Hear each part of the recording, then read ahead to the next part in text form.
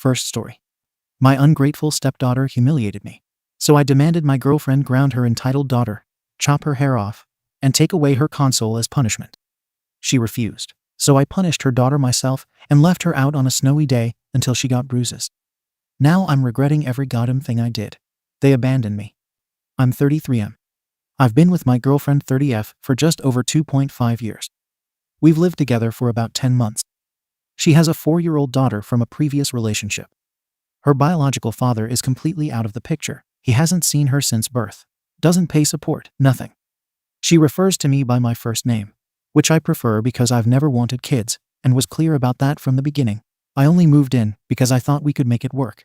And she said she respected my boundaries about not wanting to be a full-time dad figure. That's changed. Slowly, but noticeably. I've been nudged into family man territory over the past year in ways that made me deeply uncomfortable. I end up babysitting, attending preschool events, and dealing with her tantrums, bedtime routines, and all the emotional baggage that comes with a young child. Every time I bring it up, she says something like, "But you're so good with her," or "She loves you like a dad." I just suck it up and keep going because I care about my girlfriend. But I'll admit, I've never really liked her kid. I don't hate her. She's a child. But she's loud and rude, doesn't understand boundaries. And it's hard to connect with her because every interaction feels like I'm walking on eggshells trying not to lose my patience. There have been multiple moments where she's said something out of line, and my girlfriend just brushes it off like, "Oh, she's just being silly." For example, last month, I bought myself a new pair of headphones, and when I opened the box, the stepdaughter threw a fit because she thought it was a toy for her. When I told her it wasn't, she said, "Why do you always get stuff and I don't?" and started crying. Instead of correcting her, my girlfriend distracted her with a snack and told me later, "Just let it go. She's still learning." That's always the excuse. She's still learning. Anyway, fast forward to this past weekend. I've always kept my hair long, curly, shoulder length. It's kind of a big part of how I look.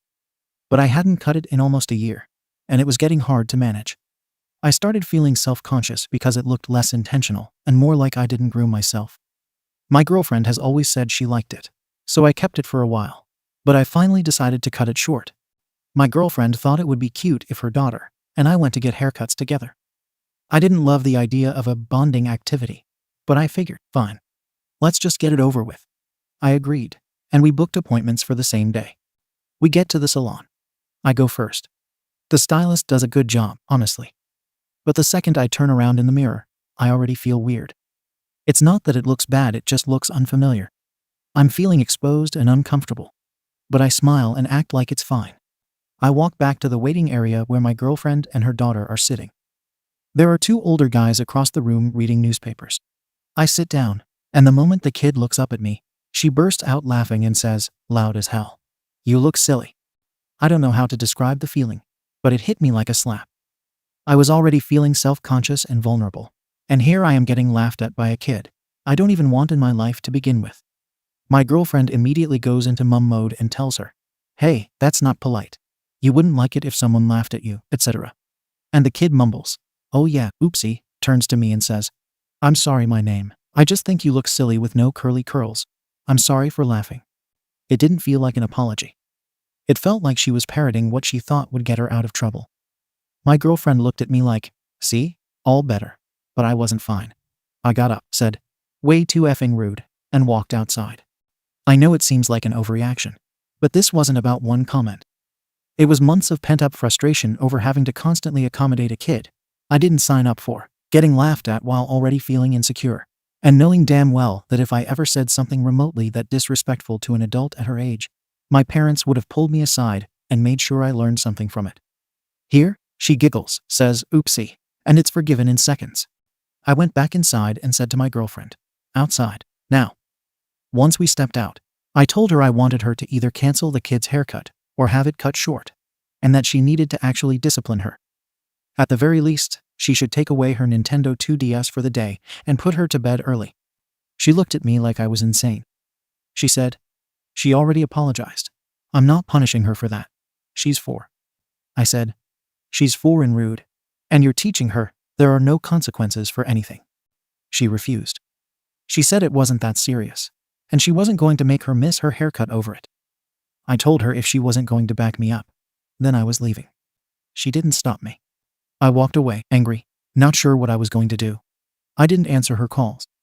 Instead, I drove back to our apartment, grabbed my stuff, unlocked the front door, left her keys hanging on the wall, and left. I didn't hear from her for almost 2 hours after I left. I figured she found a ride or rescheduled. She finally called around 4:30. I didn't answer. She texted once. "We're walking. You have my keys." I ignored it. She called again, then again. Still didn't answer. At that point, I was already halfway done packing. I knew I wasn't staying. I had my console, clothes, TV, and a couple drawers worth of stuff.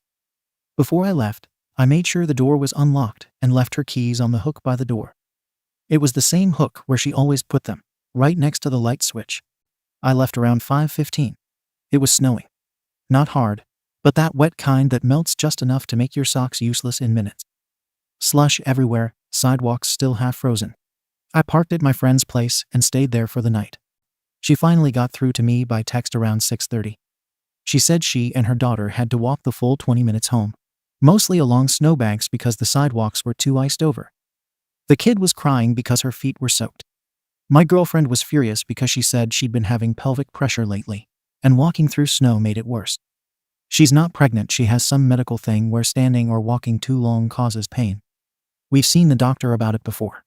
She got home and said the apartment was unlocked and freezing, and my stuff was gone.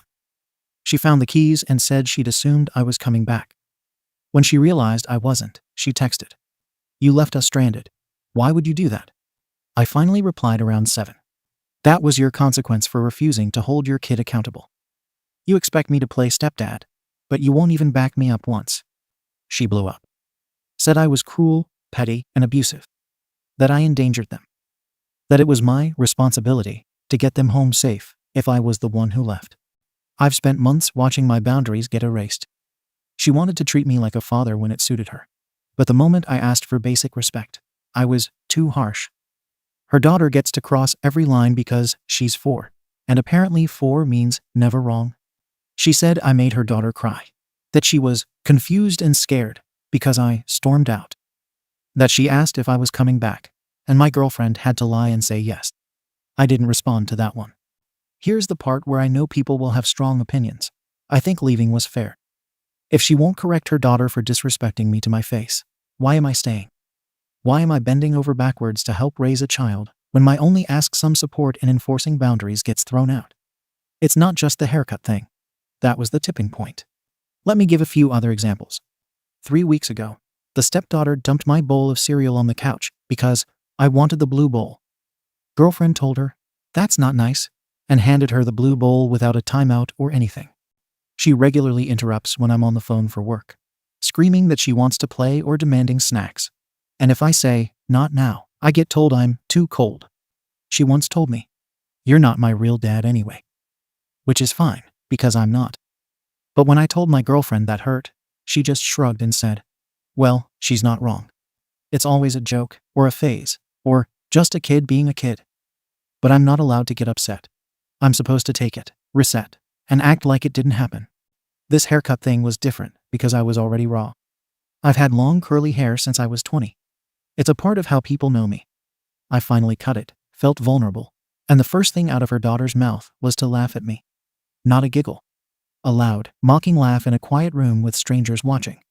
I asked for a basic punishment, a short haircut, so her daughter would realize she wasn't supposed to laugh at someone's appearance. No game console for a few hours, and an early bedtime. And even that was too much for my girlfriend. So yeah, I left. Not forever, maybe, but I needed space. I took my stuff.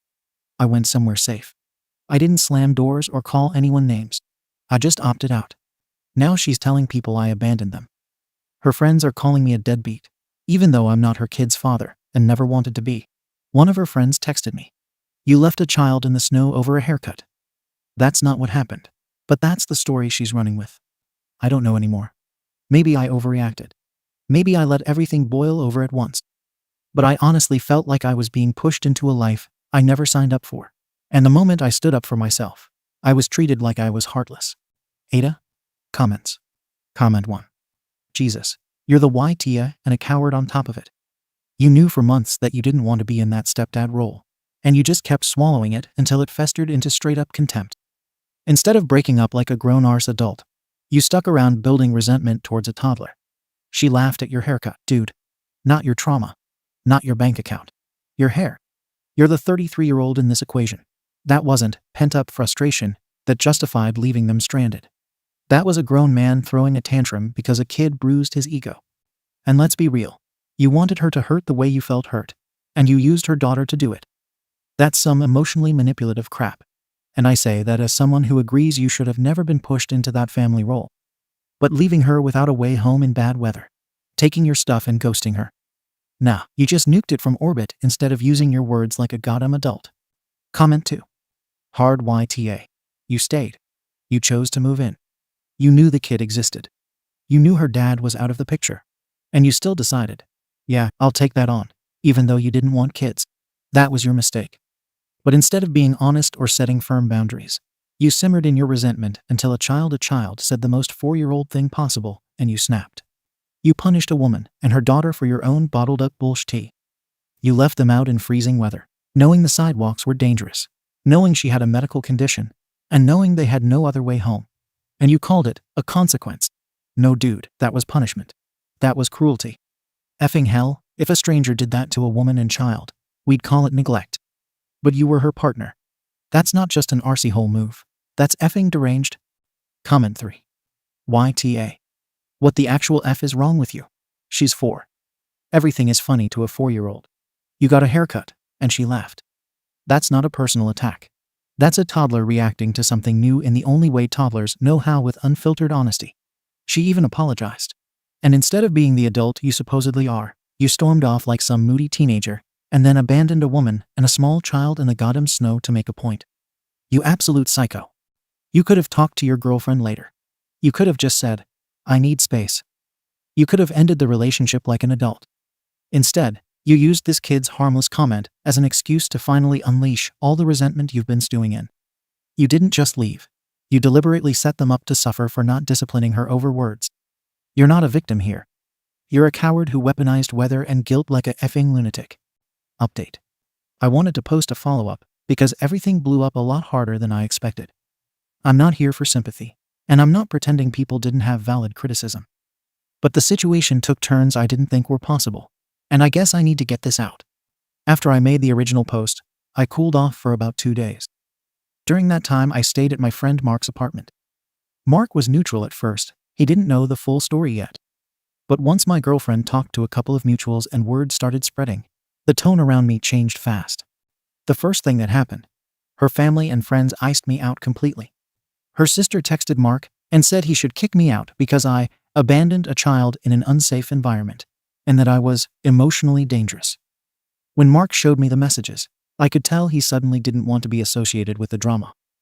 By day 3, he asked me to start figuring out another place to stay. Not a formal eviction or anything, but the tone was clear. He didn't want this landing on him. Around the same time, my girlfriend sent me the first set of pictures. Images of her daughter's soaked shoes, little socks that were basically black with melted snow and dirt, her own jeans wet up to the knee, and then a close-up of her shin with a bruise. I didn't know if she slipped or hit a snowbank wrong, but I instantly knew what she was implying. The timing lined up with their walk home. A couple of hours later, she finally texted, "Don't ever contact us again. If you do, I'll send these pictures to the police and to CPS. I have phone records, timestamps, and witness statements that you left us stranded intentionally." I didn't respond because I genuinely didn't know what to say. I wasn't trying to get the cops involved. I acted out of frustration, not malice. I thought she'd cool off, too. Instead, I made the dumbest decision possible. I went back to the apartment complex not to get inside, but because I thought maybe if I saw her car or caught her outside, I could apologize. I wasn't planning anything dramatic. I wasn't trying to force contact. I just wanted to apologize to her and her daughter and tell them I'd acted impulsively. While I was waiting near the parking lot, I saw her walking out with her daughter. The kid looked fine, bundled up, carrying a stuffed animal, not scared or crying. That honestly made me feel relieved. I called her name softly, not yelling, not approaching, just trying to start a conversation. Her daughter looked at me first and said, "Hi," but my girlfriend immediately stepped between us and snapped, "Do not talk to her. Get away from us." She pulled out her phone and said if I said one more word, she'd call the cops on the spot. I backed up and said I just wanted to apologize to both of them. That didn't help. She told me she was filing for a restraining order first thing the next morning. And she did. I got the paperwork 2 days later. The order included the bruise photos, the messages she'd sent me, the call logs, and a statement saying she feared I'd continue to punish her emotionally if I had access to them. Honestly, the timeline didn't look good for me. I can blame intentions all I want, but the facts still look like I abandoned a woman and child in winter and then showed up at their home days later. Then things with Mark got worse. He saw the restraining order envelope on the coffee table. He didn't even ask for details. He just said it crossed a line, and that I needed to find another place within a week. I don't blame him. Nobody wants cops showing up at their apartment because their friend can't keep his relationship under control.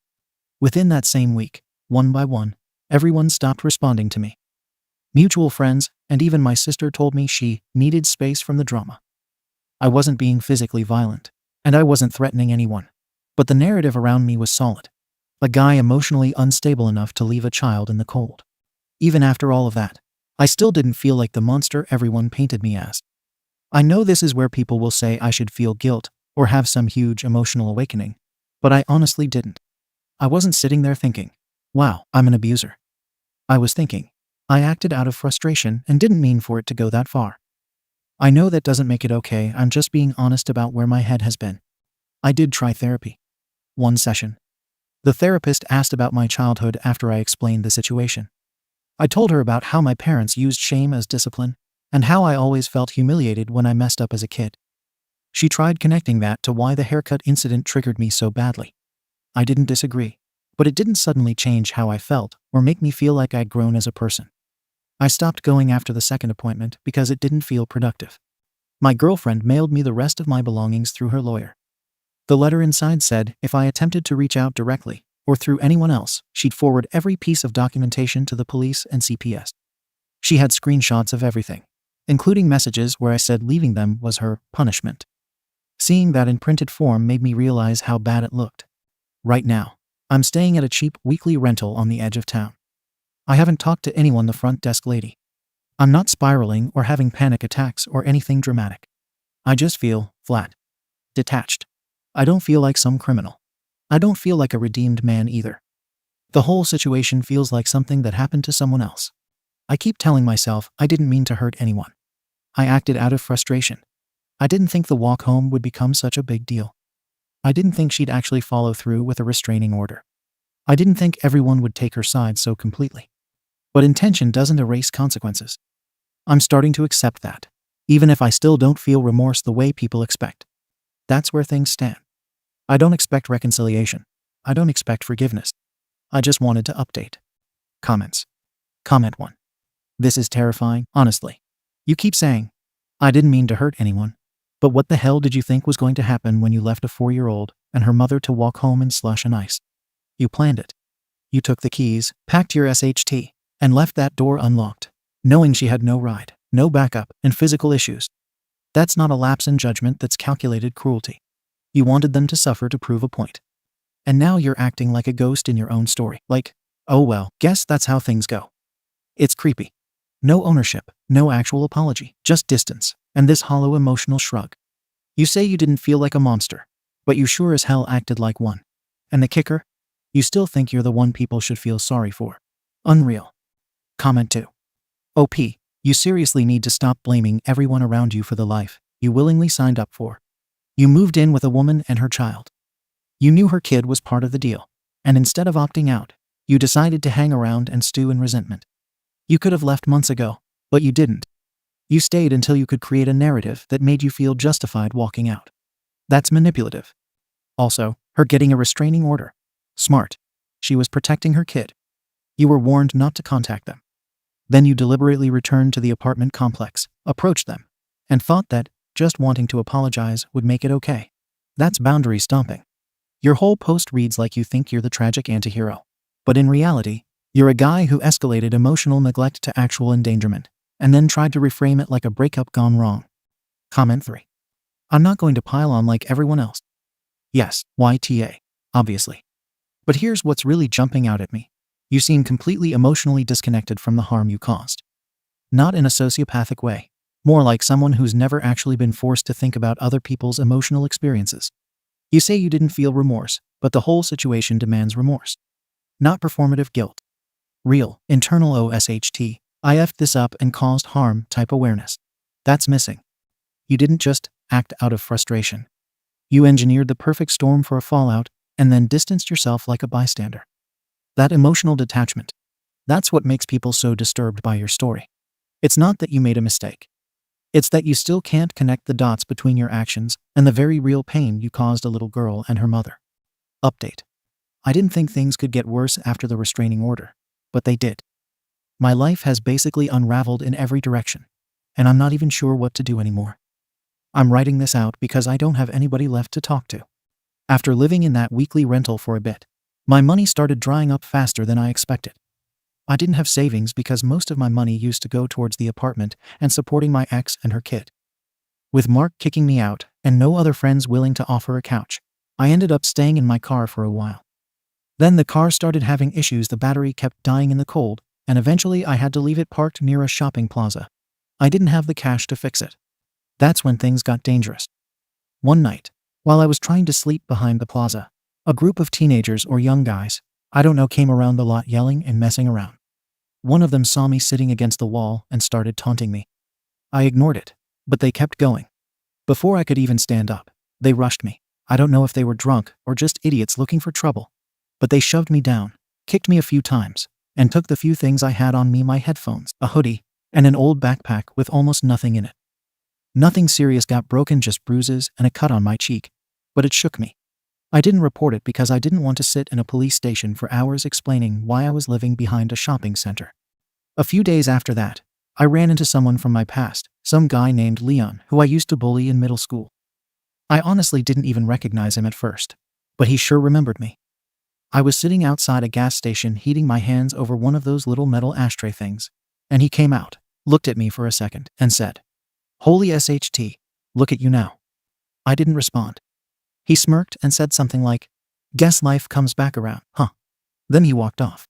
He didn't touch me or anything, but the humiliation hit harder than the kids who jumped me. I don't even know why. Maybe because I realized how far I'd fallen. All of this happened while I was also trying to date again, thinking maybe meeting someone new would help me stabilize. Total failure. I went on one date with a woman from an app. She asked why I wasn't living at my old place anymore, and I stupidly told her the truth about the argument, the snow incident, and the restraining order. She didn't freak out, but she ended the date early and unmatched me by the time I got back to the motel. I can't even blame her. I also tried talking to one of my old coworkers who was still on neutral terms with my ex. I didn't ask anything crazy, just if she and her daughter were doing okay. He told me he didn't feel comfortable being a pipeline to a woman who had to get a restraining order, and he blocked me after that. Every person I've reached out to has slowly pulled away, like I'm toxic by default now. And here's the part I know people will rip into me for. I tried to apologize again. Not because I thought she'd take me back, but because the guilt, or something like guilt, wouldn't stop nagging at me. I kept replaying the walk home in my head, the bruise on her leg, the kids' soaked shoes. Then I'd get defensive with myself and think, I had it worse growing up. I walked miles home in storms. Nobody cared. I kept telling myself her daughter wasn't traumatized, she's resilient. She probably forgot about it the next day. That's how I justified it to myself. I waited until I thought she wasn't home. I didn't go to the door or try to see them. I stayed across the street near the mailbox area because I wanted to leave a letter. Just a letter apologizing. I wasn't thinking about the restraining order. I know that sounds stupid, but I really just wanted them to know I wasn't their enemy and that I never wanted to ruin their lives or mine. But she saw me. I didn't notice she was pulling into the parking lot until she honked. I froze. She got out of the car immediately and screamed at me to leave. She threatened to call the police right there. The daughter was in the back seat, staring at me. I didn't wave or say anything because I knew that would only make things worse. I walked away, and I could hear her talking on the phone, probably to her lawyer. I'm sure another warning letter is coming. I know people will say I'm still not understanding the reality of what I did, but I'm trying to make sense of everything. I was angry about the haircut already. I felt exposed and insecure. The stepdaughter laughing wasn't her being evil, it was a kid reacting to something funny. But in that moment, it hit me harder than it should have. I snapped because I felt small, not because I wanted to be cruel. I know I messed up. I know I ruined the relationship, but I don't think it's fair that one mistake, one outburst has destroyed my entire life. I had a lot to offer as a partner. I could have been a good stepdad if I had more time. I even told myself that once the daughter accepted me more fully, I'd commit to the role completely. I still would if I were given the chance. But I guess that doesn't matter now. Everyone's gone. Every bridge is burned. And I don't know how to build anything back. Comments. Comment 1. You're not introspecting. You're spiraling. Big difference. Everything in your update screams self-pity disguised as reflection. You mention getting jumped, getting humiliated, getting rejected, but the moment you talk about the actual harm you caused, you deflect. You compare her daughter's trauma to your own like it's a pissing contest. You frame a calculated abandonment as an outburst. No, dude, this wasn't some unfortunate explosion. It was control masked as disappointment. And FYI, the world doesn't owe you a second chance just because you've got a lot to offer. You lost that shot when you decided your ego was more important than their safety. Own it. This is what accountability looks like. It's not supposed to be comfortable. Comment 2. I've worked with kids for over a decade, and let me tell you, the number of men I've seen who want the title of father figure without doing the emotional labor is staggering. You were never going to be a good stepdad. You wanted the kid to earn your affection first. That's not how parenting works. You treat love and care like it's conditional. If she behaves how you want, then you'll accept her. 4-year-olds don't work on contracts. And this whole thing where you blame your haircut and say, "You were already insecure, bro," she giggled. She didn't call you a monster. She didn't even insult you. She laughed.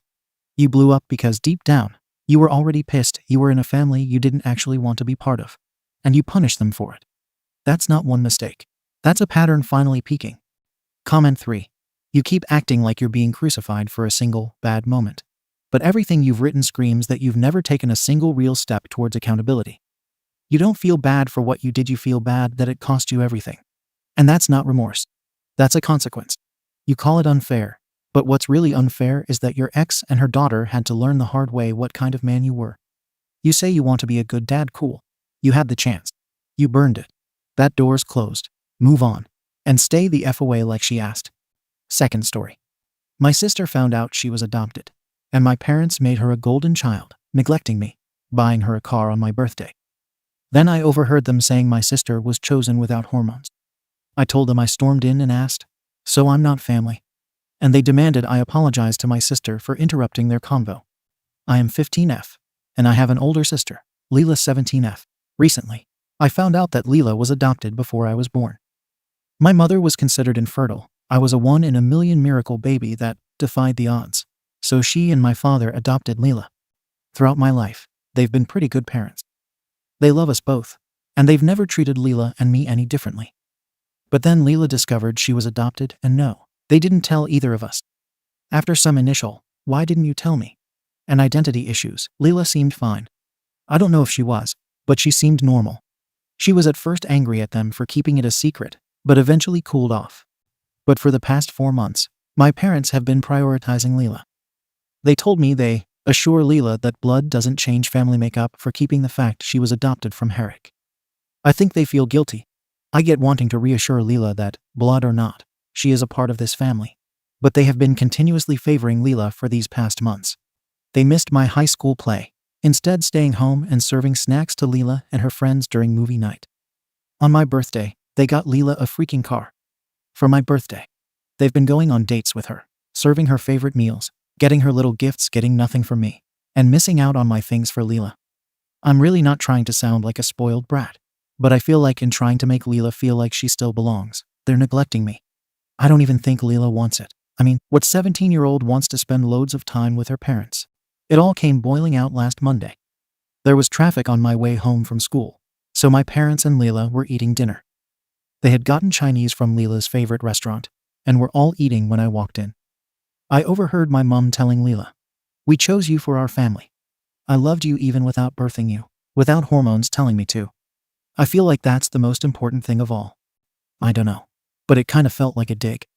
It got me thinking, if my mom didn't give birth to me, would she love me any less? If it wasn't me she gave birth to, she won't ever know the difference. She would just love that child because hormones told her to. I blew up. I ran into the room, crying. I told my family, "I guess we're not really family, right? since you didn't choose me." I then ran into my room. My parents said they were sorry if I thought Leela was being prioritized, but they also said I should apologize to Leela, as they were having an emotional discussion that I interrupted by barging in and yelling. They said I was old enough not to be a spoiled baby, okay? They didn't exactly say that, but they said I was acting spoiled, hence the title, that I knew this was hard on Leela, and I should be nicer. I'm just done. So exhausted and fed up with this all. I've barely spoken to them since Monday. So, Ada. Alright, I just wanted to clarify one thing. So, when my parents got Leela a car for my 15th birthday, they said it was for both of us. But in my country/state, 15-year-olds are only allowed to drive with a learner's permit. My parents said they got me a car because it was my 15th birthday. I was going to get a learner's permit, blah, blah, blah. But I couldn't drive the car until I had a learner's permit. And Leela has a driver's license. And the car was a pickup truck, a style Leela has said she always wanted. So it was pretty clear it was Leela's car. Comments. Comment 1. NTA. Your parents are insane. Nearly 2 decades of good parenting are being destroyed by them. And they don't care. OP. Looking back now, I think my mom was always a bit of a narcissist, and my dad a pushover. Like, she would buy me clothes that definitely weren't my style in an effort to make me more like her. But they're not bad parents. They've just made a few pretty big mistakes. OP replied to a big comment. First off, thank you for this message. You seem like a great parent. A few hours after I posted the initial post, Leela actually apologized for our parents. Things have been a little tense in the house, but we went for a joyride in her new car. I have no idea about my parents, but I've been talking with Leela, and apparently, this whole thing started when she mentioned wanting to find her biological parents. My parents kind of blew up and started trying to prove to her that she didn't need them, blah, blah, blah. Comment 2. I was so ready to call you an in the beginning, but holy cow. I'm so sorry. NTA. Can you spend some time at your grandparents' or aunt and uncle's house? I'm actually worried about you. You are worthy of love no matter what. OP. Well, my parents aren't physically abusive, and I can handle emotional abuse, so no grandparents yet. But things are still defiantly rocky in our house. Leela told me she's thinking of going to our aunt's. She's like around an hour away because of this whole thing. I'll go if she goes because I'm not going to be with my parents alone, but otherwise I can still fly under the radar. They're still hyper-focused on Leela, now even more so because I'm acting so jealous and petty. Comment 3. Copy this post and comments. Email this to your parents. Sometimes it's overwhelming to express yourself when face to face, but you've written about your hurt very well here. Also, it should be pointed out to your folks that they're causing a rift between you and your sister. For fear of losing your older sister, they've overcompensated and may eventually lose you if they don't fix things. Your parents have completely effed up and mismanaged this entire scenario. And buying your sister a car on your birthday. WTF is that? Hard NTA, not by a long shot. OP.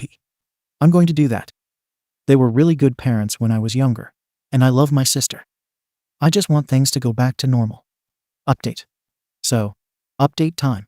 First off, I've been reading all your messages, and thank you so much. I honestly thought the vote would be a little more divided. So, Leela and I took a joyride. Rereading my post, I think I was jealous and a little angry at Leela, which she totally did not deserve. Those were just my feelings. But anyway, Leela and I got to talking. Turns out she mentioned wanting to find her birth parents, which is how this whole mess started. My parents flipped, taking Leela wanting to find her birth parents as some kind of attack instead of simple curiosity. Things are definitely still rocky in my house, but Leela's on my side. We're both searching for her parents together. Some of you suggested showing this post to my parents. I think I'm going to show it to my grandmother or my aunt first and get their advice. None of my family uses Reddit, so there's no chance of them coming across this post. I just want my parents back. Update. So I am going to talk to my aunt and grandmother. But first I thought I should update you because some things went down. So, Leela confronted our parents. And by confronted, I mean blew up. They both cried. Turns out, she isn't over them, never telling her about her adoption, and really reamed into them for that. Should have been obvious, but I guess she just seemed fine to me. She said, "You're so scared of empty nest syndrome that you're going to end up pushing 2 daughters away. I don't feel like part of the family with you guys favoring me and acting like I'm gonna run away at first glance." Then she stormed off.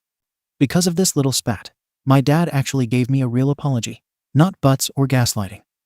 My mom hasn't given me an apology per se, but we've talked about the whole "we chose you, hormones didn't make us do it" thing. I'm going to do what some of you suggested and send this post to them. I'm not going to cut them out. I'm still only 15, but I do have some form of escape plan. I don't think they're toxic, just humans who made a mistake and now are trying to make up for it with other mistakes. I talked to my aunt and grandmother, and they gave me some advice. My winter break is coming up, so I'm going to stay with them for that week just to let things cool off. When I told them I was going to stay at my aunt's, my dad seemed resigned, while my mum started crying. She said it felt like she was losing both of her daughters. I suggested family therapy, and it seemed like it was well received. I'll update you guys if they schedule an appointment.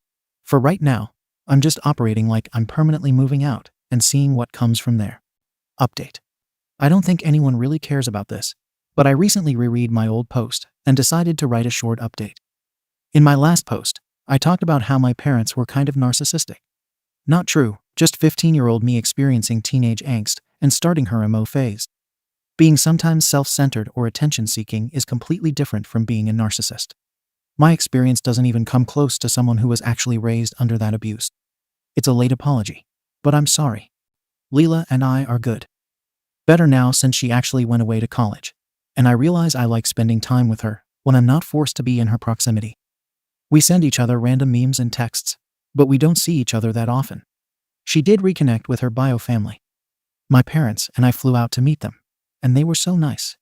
They gave her up because Leela had some health complications that required surgeries they could not afford. Since she was still in the baby age, they knew it was most likely she'd be adopted right away and could have a life without the complications, which she did. We also got to meet Leela's extended bio family, which was the best part of the trip. So many of them cried upon seeing her walking and kept on thanking my parents. The bio family and ours aren't really close, but it was nice to meet them. I did stay with my aunt for 2 weeks. She was kind, but she also had her own life going on, so I ended up alone a lot. I started journaling, which has done wonders for my mental health. That was the kick in the teeth my parents needed.